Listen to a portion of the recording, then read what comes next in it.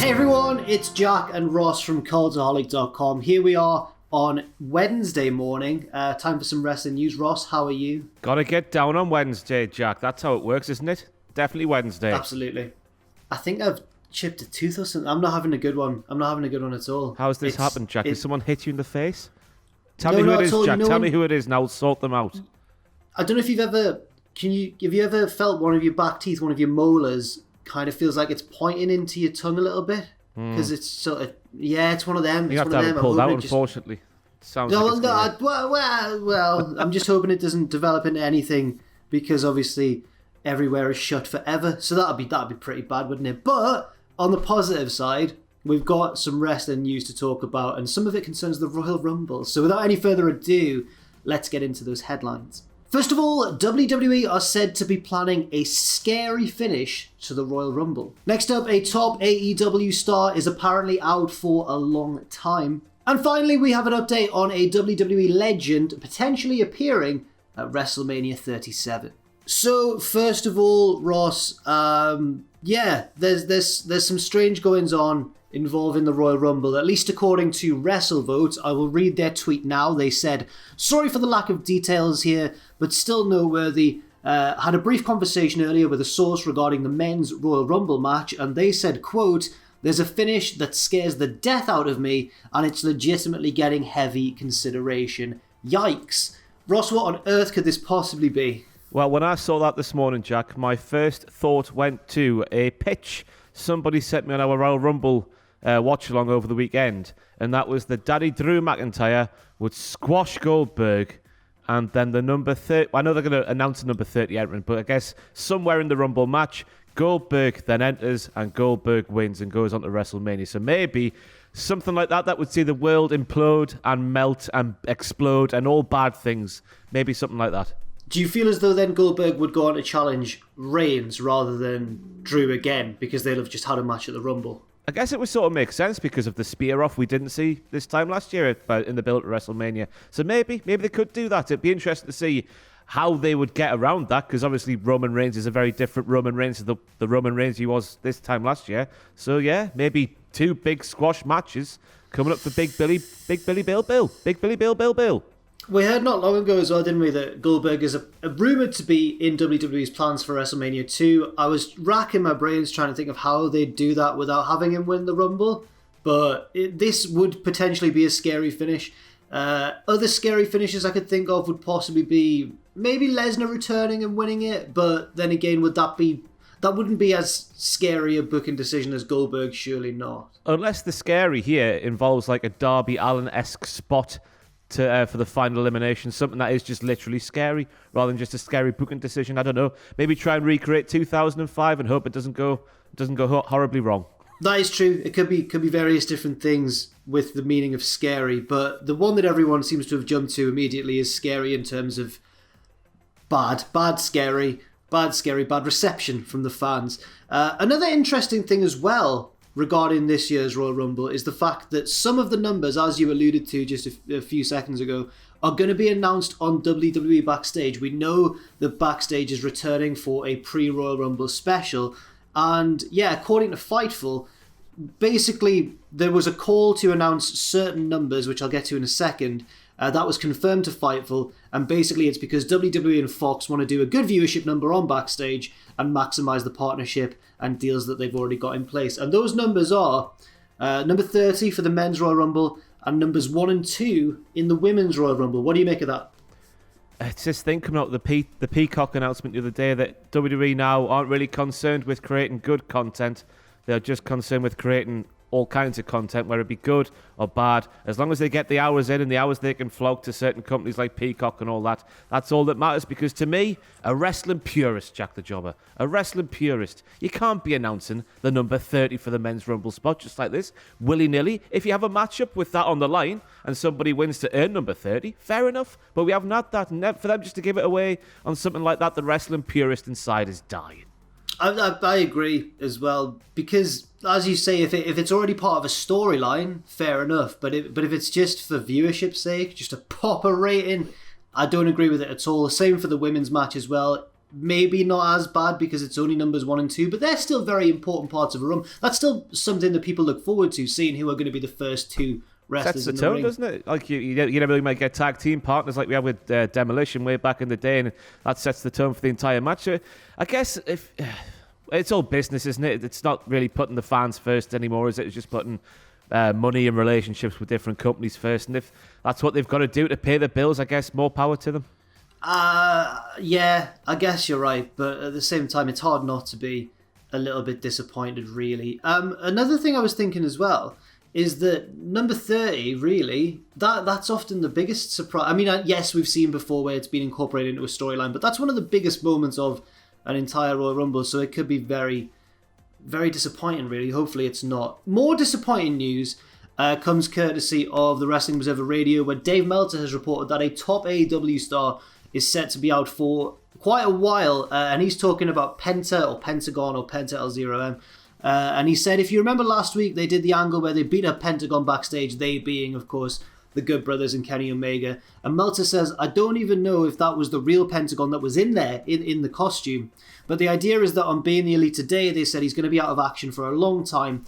I know he was injured going in, so I don't know what that means. Have not heard more on that just yet.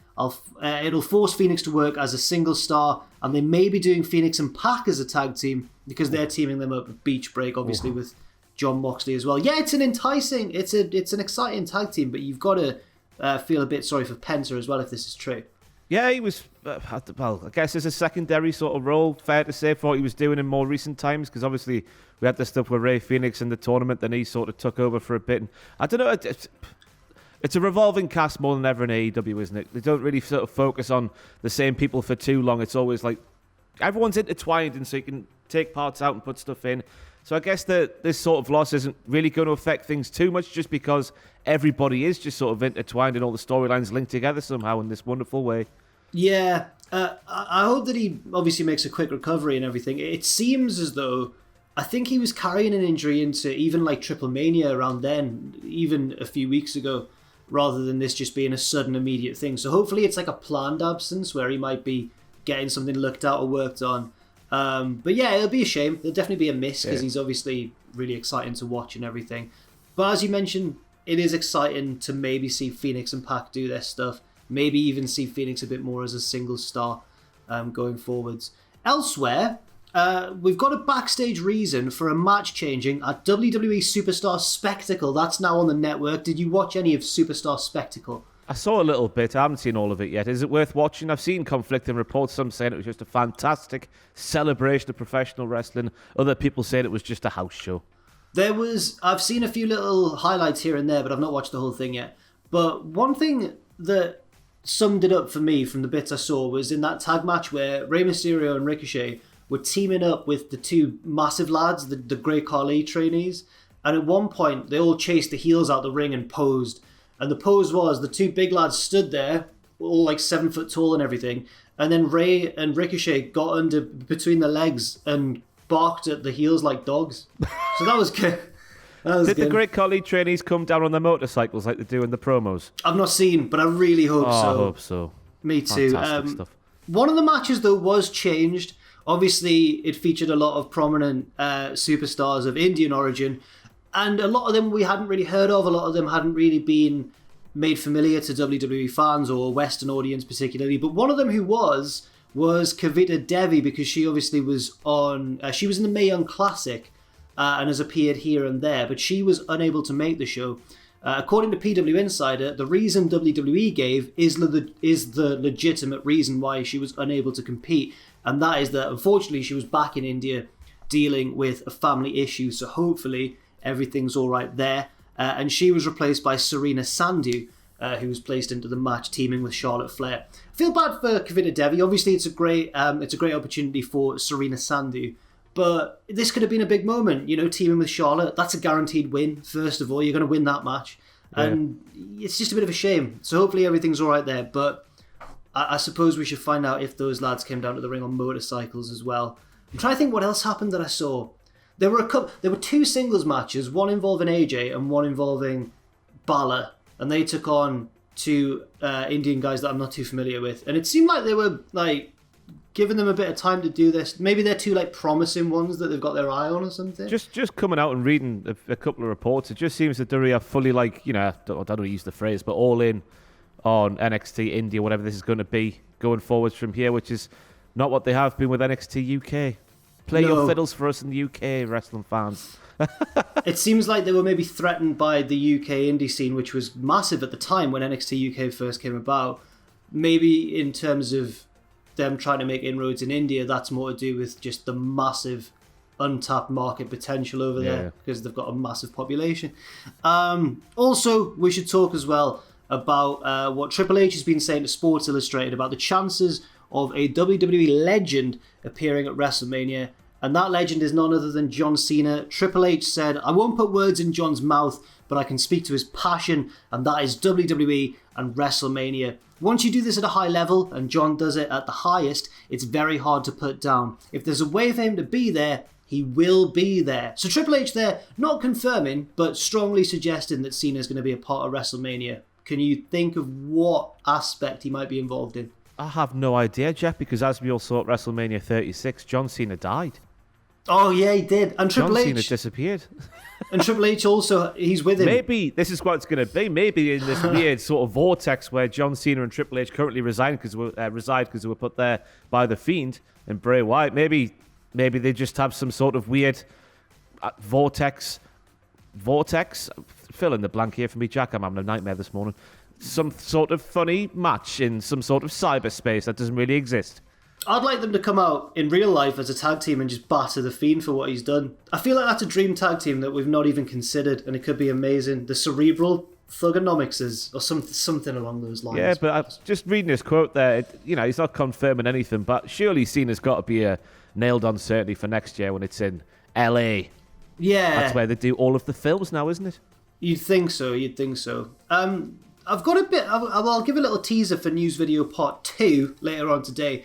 There's a little bit of news concerning the likelihood of legends, or how many legends, or what sort of emphasis there's going to be on legends and veterans appearing at WrestleMania this year.